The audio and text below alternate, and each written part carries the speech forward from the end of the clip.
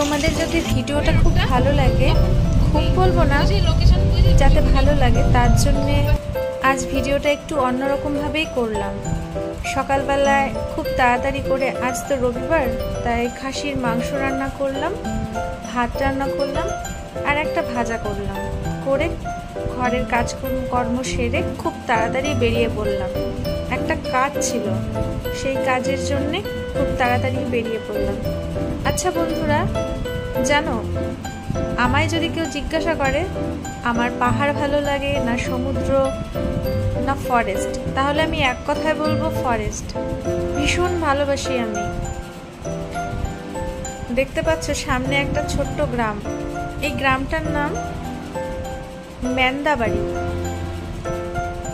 এই যে জঙ্গল দেখছো, দূরে যে জঙ্গল দেখা যাচ্ছে, এই জঙ্গলের পেছনেই কিন্তু এই ম্যান্দাবাড়ির, এখানে রাভাদের বস্তি, এদের বাড়িঘর এখানেই। দেখতে পাচ্ছ কি ভালো লাগছে, আকাশ একদম মেঘে কালো হয়ে আছে, খেতে বৃষ্টির জল ভরে গেছে।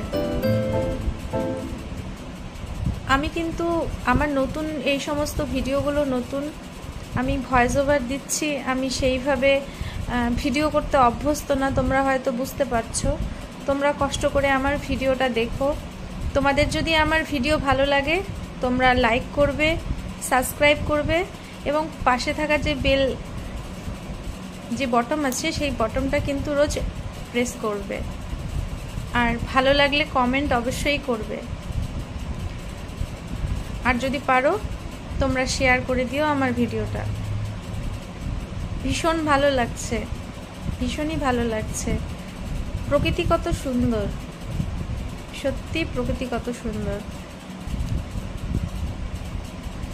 আজ যাতে তোমাদের আমার ভিডিওটা ভালো লাগে তাই কিন্তু আমি একটু অন্যরকমভাবে তোমাদের সামনে ভিডিওটা করলাম।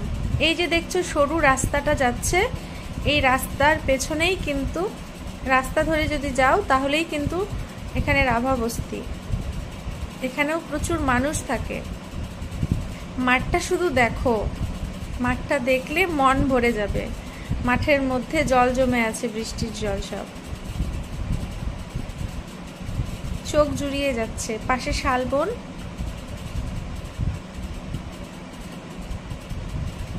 খুব ভালো লাগছে। তোমরা কিন্তু প্লিজ আমার ভিডিওটা দেখো, তোমাদের যাতে ভালো লাগে আমার ভিডিও, তাই আজ একটু অন্যরকম করে ভিডিওটা তৈরি করলাম। তোমাদের যদি এইভাবে আমার ভিডিও দেখতে ভালো লাগে তাহলে